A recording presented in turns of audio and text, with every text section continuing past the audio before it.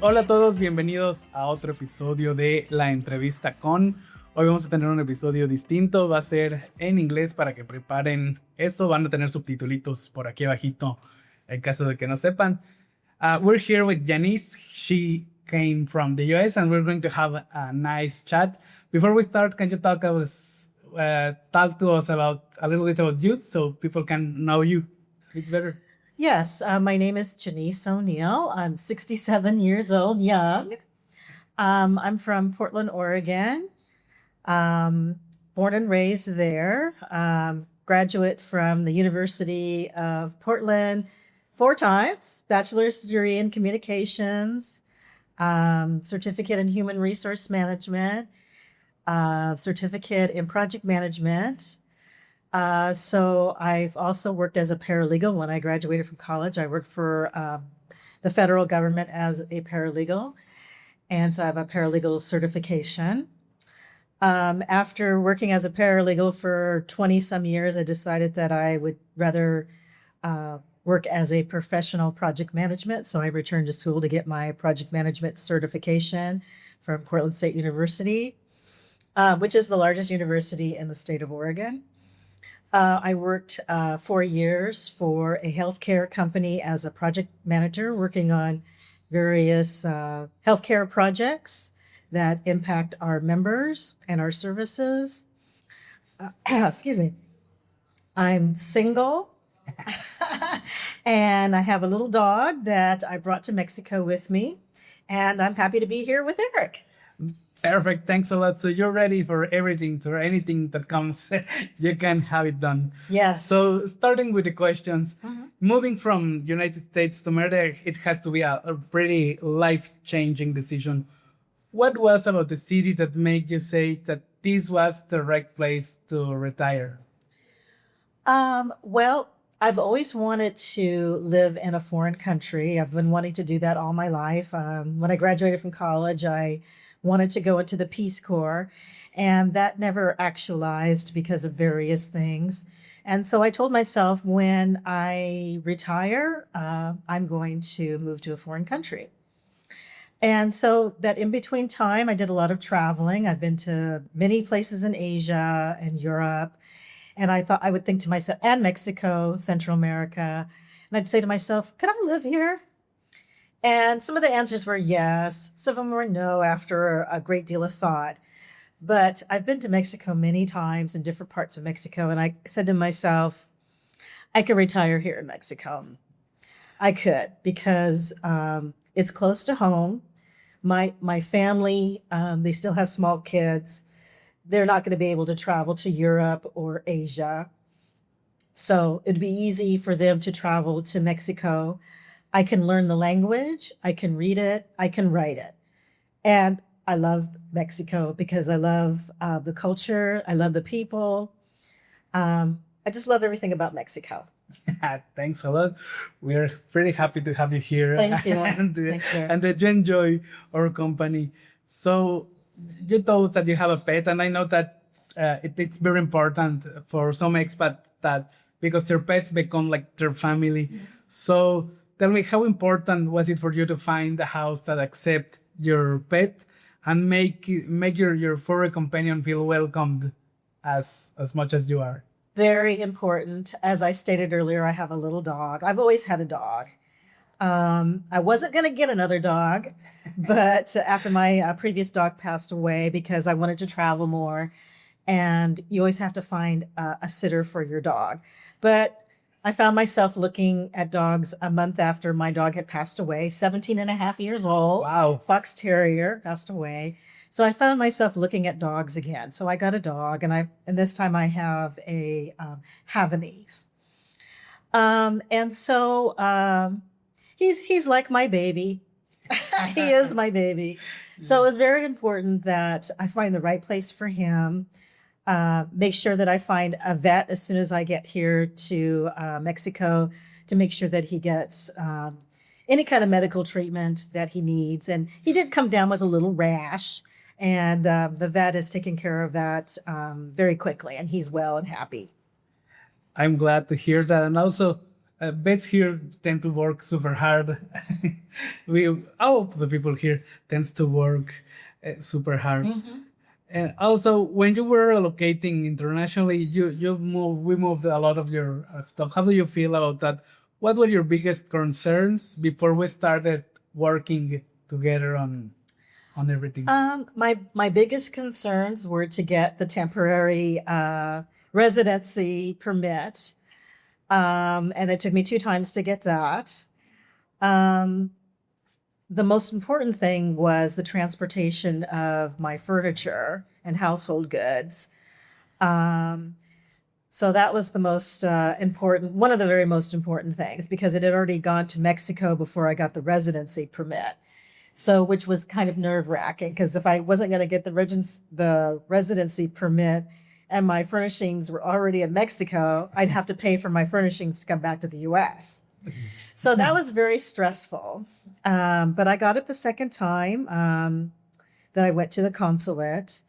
And I was ready to go after that. So it was just finding the right place for my pet and myself here in Mérida that would be comfortable for us.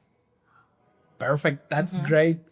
It was a nice trip. Yes. Of all this stuff. But hopefully everything came well. Everything was well. There were a few items that were not as clean as they could have been, even though that they were wrapped. It's like, how does something that was wrapped get dirty?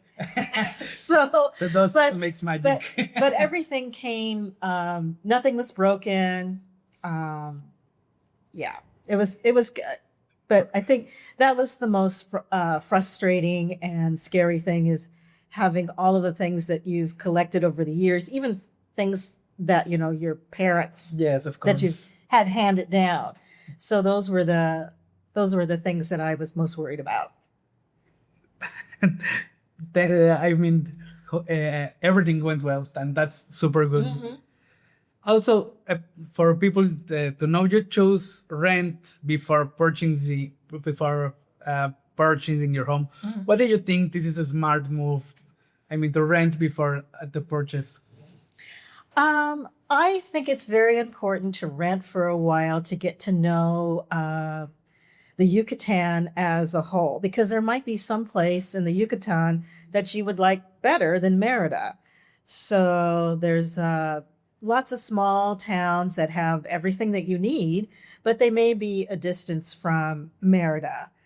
And if you're looking for Mérida specifically, there are lots of beautiful, interesting neighborhoods that you can explore. And I think renting and then going out and exploring is probably the best thing to do before you buy. Give yourself at least 12 to 18 months before you decide Mérida is the place that you want to be. Excellent. That's a great tip for everyone who is watching us. Also, you said something very important. Mérida, as you say, has many diverse neighborhoods. How the local expertise of myself help you to settle on your property that you chosen for your first 12 months? Well, I stayed in a little artist loft while my furniture was being transported to the rental property that I was going to be renting long term. And I got to know the neighborhood really well. I walked the neighborhood and found interesting restaurants and interesting shops, which I have to stay out of because I like to buy things, like especially clothing and shoes and jewelry too. So I got to know the neighborhood really well. And then once my furniture had arrived at the property that I was going to be renting, I moved to a gated community, which is the first time I've ever lived in a gated community before. So it's something you have to get used to, is telling the security people that you're going to get a package or somebody's going to come to visit you. It's a little bit different, but I'm here to have different experiences. And also the property's a little bit out of town, and so you definitely have to have a car to get back and forth into town and to run errands and, just live life, get to know the area. Exactly. That's a pretty important point. To have a car and have all the paperwork done to have a car, so you don't get the surprises, because Ubers tend to be a little bit not expensive, but on the time, a lot of Ubers can make a nice amount of cost. Right. And you get more, again, living outside the city, you get more property and less expensive. Whereas living in the city, you're not going to get as much property. You have to worry about where you're going to park your car. Exactly. And more expensive too. Yeah, that's right. Also, you moved to a new, not a new country for you because you already visit us, but a new country to stay for a long period of time. And maybe the language and the systems can feel a little bit overwhelming. How important was it for you for having an advisor who speaks your language and can help you with terms? Very important. So important. If you don't know the language, you're going to have to rely on somebody who speaks the native language and also speaks your language, whatever that is. So important. And also language apps help too. But I think communicating with the individual is more important. So we don't usually attune to the words that much. We attune to the body language. And I have a degree in communication. So I'm looking at the person's body language. I may not know the words, but I can understand what they're conveying to me through their body language. But it's very important to have somebody who can help you through some of the systems, like getting a phone, getting electricity, just those kind of things that are so easy in your native country are kind of hard here if you don't know the language. So it's really important to have somebody that can help you through all of it. Yes, of course. Also, or the paperwork here tends to be a little bit more long. Yes, a little bit more robust. Yeah. There are many people in the US and Canada that are currently watching Mérida as a potential retirement destination. If you could give all of them one advice, what would it be regarding the logistics of relocation? Really know if this is where you want to be. Do your research on different cities. I always knew I wanted to come to Mérida, but I decided that I would research other cities like Guadalajara, Mexico City, Campeche, just different places.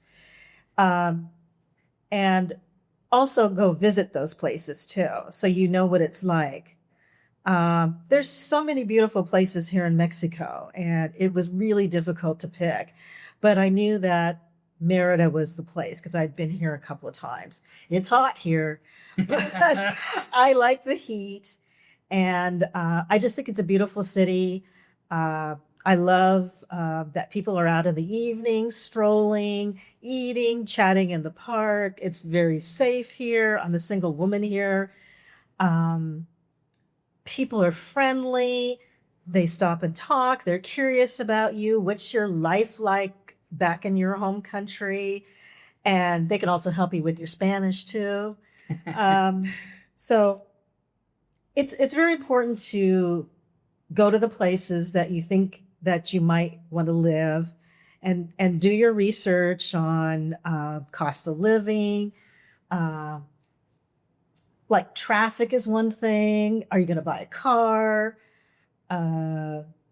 Temperature is really important too. If it's too hot or too cool, those are all things to consider because, if you're coming from a cold climate, you're going to have to get rid of your winter clothes. And I have lots of winter clothes coming from Oregon. And so you have to give up those things and wear more lightweight coats and clothing and stuff. Like I have 3 down jackets with me. And I will not be wearing them unless I go to another part of Mexico where it's cooler to visit. Then I will be wearing them, or if I go back home to visit. So all those things are real important that you have to consider. Yeah, nothing really is nothing like coming and seeing by yourself.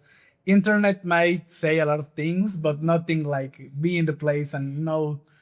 Because also be careful of what you see on internet because there's a lot of information that we need to be careful to not believe in everything.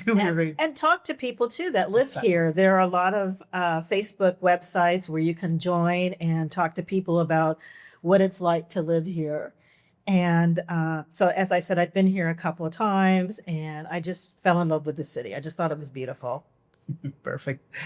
If you had to describe our partnership to a friend back in home in just 3 words, which words would that be? Well, your partnership there's nothing, I can't describe it. It's just, it's been awesome. I could not have made this journey without the partnership with Keller Williams and you, specifically Eric. Thanks. And so my 3 words would be attentive, patience, and being empathetic to how I'm feeling as a foreigner, because this is my first time being a foreigner and I've never had that feeling before. And I have to say to myself, oh, I'm a foreigner, you know? Yeah, of course. And I don't know the language. I'm learning the language as I go, and I'm going to take some classes to learn the language, customs. But I think just being gracious, being patient, being respectful. There are a lot of words. Being respectful and having somebody go on that journey with you. Thanks. It was all my pleasure. Is there anything else you want to add that I didn't ask you? Something you want to tell people, to let people know before we end? Yeah, I think it's important coming from the United States that people be culturally competent too, because things are very different here. Some things are real, fast and technological, advanced, and then some things are antiquated. And so you're like, well, why is it this way? And then it's this way. And so you just have to be patient. It's okay to question. It's okay to ask people, like, what does this mean? Because there's a lot of things that I don't mean, that I don't understand. Like, I'm living in a new community, but the Amazon driver can't find the community. And I'm addicted to Amazon. So I'm going to be losing my addiction here because Amazon can't find my community, but other people can find it. So patience, being patient, asking questions, being culturally competent are all very important things. Perfect. Thanks a lot. Con esto estaríamos cerrando el episodio de hoy. Muchas gracias por ver y nos vemos en la próxima.